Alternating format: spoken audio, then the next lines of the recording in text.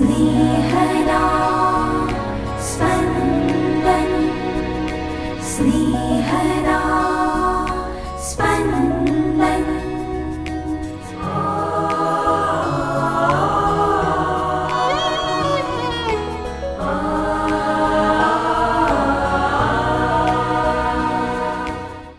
સામાન્ય કાળના 5મા અઠવાડિયાનો શનિવાર. માનવ જીવનમાં ઉદ્ભવતી મુશ્કેલ પરિસ્થિતિમાંથી ઈશ્વરની સહાય વિના માનવ એકલો તેમાંથી બહાર નીકળી શકવા અસમર્થ છે. પરંતુ ઈશ્વર જેની સાથે છે તેને માટે ગમે તેવી પરિસ્થિતિમાંથી બહાર આવવું સરળ બની જાય છે. સાંભળીએ સંત માર્કનો શુભ સંદેશ, અધ્યાય 8, કડી 1-10. આ અરસામાં ફરી એકવાર પુષ્કળ લોકો ભેગા થયા હતા અને તેમની પાસે ખાવાનું હતું નહીં. એટલે ઈસુએ પોતાના શિષ્યોને બોલાવીને કહ્યું, આ લોકોને જોઈને મારું હૈયું ભરાઈ આવે છે. તેઓ આજે 3 દિવસ થયા મારી સાથે ને સાથે છે અને હવે એમની પાસે કશું ખાવાનું નથી.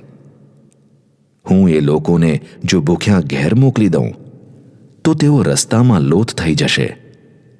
કેટલાક તો ખૂબ આગેથી આવેલા છે. શિષ્યોએ કહ્યું, અહીં વગડામાં એટલા બધા લોકોને રોટલા શી રીતે પૂરા પાડી શકાય? ઈસુએ તેમને પૂછ્યું, તમારી પાસે કેટલા રોટલા છે? શિષ્યોએ કહ્યું, 7. પછી ઈસુએ લોકોને જમીન ઉપર બેસી જવાનું કહ્યું. એ પછી પેલા 7 રોટલા લઈ ઈશ્વરનો આભાર માની ટુકડા કરીને વહેંચવા શિષ્યોને આપવા માંડ્યા અને તેમણે તે લોકોને પીરસી દીધા. તેઓની પાસે થોડી ઝીણી મચ્છી પણ હતી. તેને માટે ઈશ્વરની સ્તુતિ કરીને ઈસુએ તે પણ વહેંચી આપવા કહ્યું. બધાએ ધરાઈને ખાધું અને વધેલા ટુકડા ભેગા કર્યા તો 7 ટોપલા ભરાયા. લગભગ 4000 માણસો હતા. તેમને વિદાય કરીને તરત જ ઈસુ શિષ્યોની સાથે હોડીમાં બેસીને દલમાનુથાના પ્રદેશમાં ચાલ્યા ગયા. स्नेहदा स्पन्दन स्पन्दन। આજના શુભ સંદેશમાં કોઈ પણ શ્રોતા ઈસુને રોટલાનો ચમત્કાર કરવાનું કહેતું નથી. આ શ્રોતાઓ છેલ્લા 3 દિવસથી ઈસુને સાંભળે છે. પોતપોતાને ઘરેથી તેઓ ભોજન લઈને આવ્યા છે, પણ હવે ભોજન ખલાસ થઈ ગયું છે. છતાં કોઈ જતું નથી કે ભોજનની માંગણી કરતું નથી. ઈસુની ઈચ્છા છે કે આ શ્રોતાઓને ભૂખ્યા ઘેર ન મોકલવા. જોયું ઈસુનું દિલ? એટલે જ આજના શુભ સંદેશમાં લખાયું છે કે ઈસુનું હૈયું ભરાઈ આવ્યું. ઈસુને આપણા દરેક પ્રત્યે પુષ્કળ પ્રેમ છે. આપણા ઘરમાં ખાવાનું ખૂટી જાય તો ઈસુને ખૂબ લાગણી થાય છે. આપણા આધ્યાત્મિક જીવનમાં ભક્તિનો કે શ્રદ્ધાનો પુરવઠો ખૂટી જાય તો પણ ઈસુને ખૂબ લાગી આવે છે. ઈસુ પોતાના શિષ્યો આગળ શ્રોતાઓ પ્રત્યેનો પોતાનો પ્રેમ વ્યક્ત કરે છે. શિષ્યો ઈસુને વાસ્તવિકતાથી સભાન કરે છે કે આ વેરાન જગ્યા છે. બીજું, આટલી મોટી મેદનીને ભોજન પૂરું પાડવું અશક્ય છે. શિષ્યોનો પ્રત્યુત્તર ઉત્સાહવર્ધક નથી. શ્રોતાઓમાંથી કોઈ માગતું નથી. શિષ્યો સહકાર આપવા ઉત્સાહિત નથી. ઈસુએ ચમત્કાર ના કર્યો હોત તો કોઈને કશું લાગવાનું નથી. ઈસુ ભૂખ્યા થયા હતા તેમના ઉપવાસ પછી. ઈસુ એવા તો ભૂખ્યા થયા હતા કે તેઓ ભૂખે મરી પણ જાય. ત્યારે શૈતાન તેમને પ્રોત્સાહિત કરે છે કે તેઓની દૈવી શક્તિનો ઉપયોગ કરી પથ્થરોને રોટલા કરવા માટે. ત્યાં દૈવી શક્તિનો ઉપયોગ પોતાના સ્વાર્થ માટે કરવાનો હતો. એટલે જ શૈતાન લલચાવતો હતો. ઈસુ ધરાર ના પાડે છે. અહીં તો દૈવી શક્તિનો ઉપયોગ પરમાર્થ માટે કરવાનો છે. શિષ્યો સહકાર આપવા તૈયાર નથી. 12 શિષ્યો અને 1 ઈસુ એમ 13 જણ માટે 7 રોટલા અને થોડી ઝીણી મચ્છીની વ્યવસ્થા કરી રાખી છે. ઈસુને જેમ એક મમ્મીને પોતાના સંતાનો માટે લાગે એવું લાગે છે. પોતે ભૂખી રહે પણ સંતાનોને પહેલાં ખવડાવે. એટલે શિષ્યોને કહે છે કે આપણે માટે સાચવી રાખેલું ભોજન લાવો. ઈસુ હવે પોતાની દૈવી શક્તિનો ઉપયોગ પરમાર્થ માટે કરશે. પરમાર્થ માટે પ્રભુએ આપેલી શક્તિનો ઉપયોગ કરીએ એને પ્રભુની ઈચ્છા પૂરી કરી કહેવાય. 4000 પુરુષો સ્ત્રીઓ અને બાળકો તો જુદા. 7 રોટલા અને થોડી ઝીણી મચ્છીથી ધરાઈને જમે છે. જે વધે છે તેનાથી 7 ટોપલા ભરાય છે. શિષ્યોએ તો 7 રોટલા સાચવી રાખ્યા હતા. ઈસુએ તો તેઓને 7 ટોપલા ભરી આપ્યા. ઈસુ આપણને પૂરું પાડશે જ એવી શ્રદ્ધા ધરીએ. આ શ્રોતાઓને તો માગ્યા વગર મળ્યું. આપણે તો રોજનો રોટલો માગીએ છીએ. શું ઈસુ આપણને નહીં આપે? ઈસુ જરૂર આપશે. ઈસુ ભરપટે આપશે.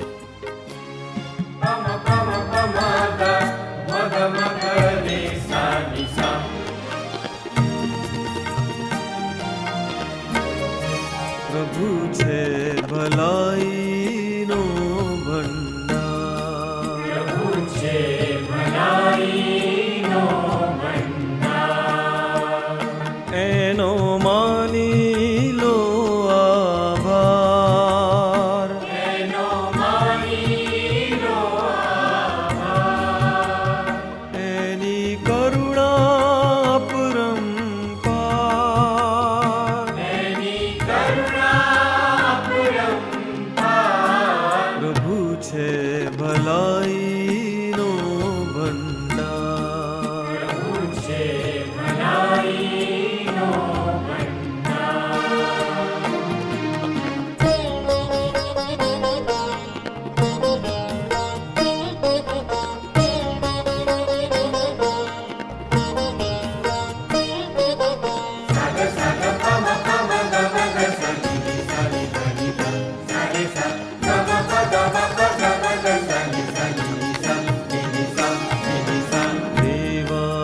દેવાધિદેવ એ છે.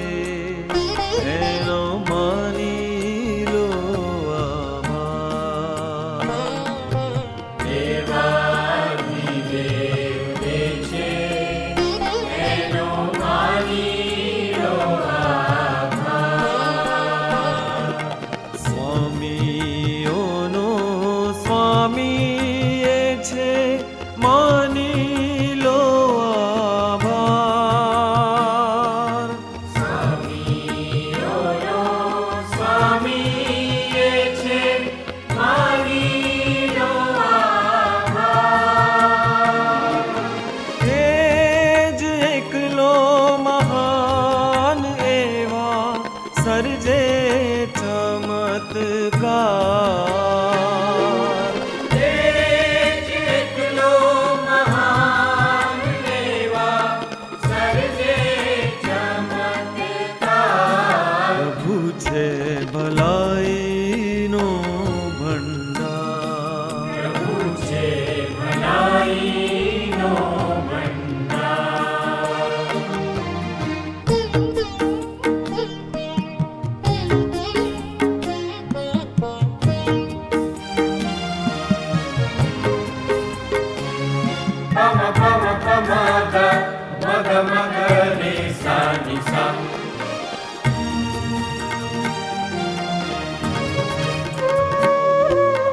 નિજ બુદ્ધિથી સર્જ્યું એણે આખું આભ વિશાળ.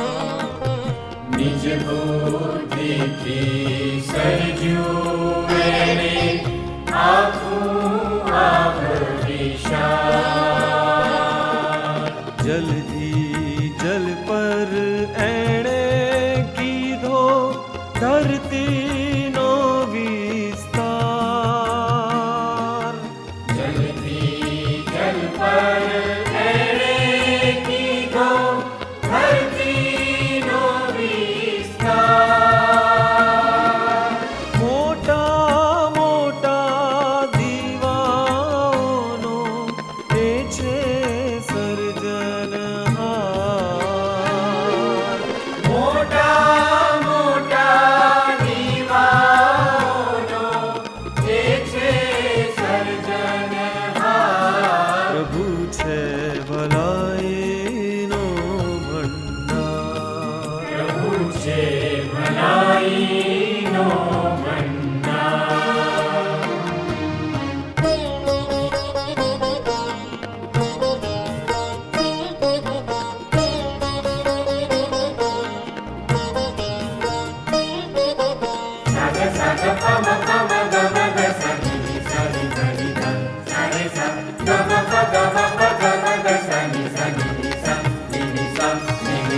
દિવસ ઉપર સૂરજ એણે સોંપ્યો અધિકાર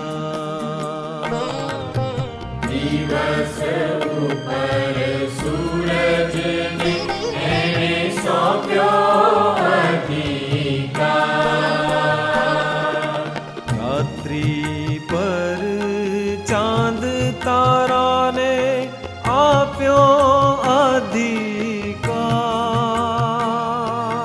રાત્રિ પર ચાંદ તારાને આપ્યો અધિકાર સંકટ ટાણે અમને એણે સદા કર્યા છે યાદ સંકટ ટાળે અમને સદા કર્યા છે યાદ પ્રભુ છે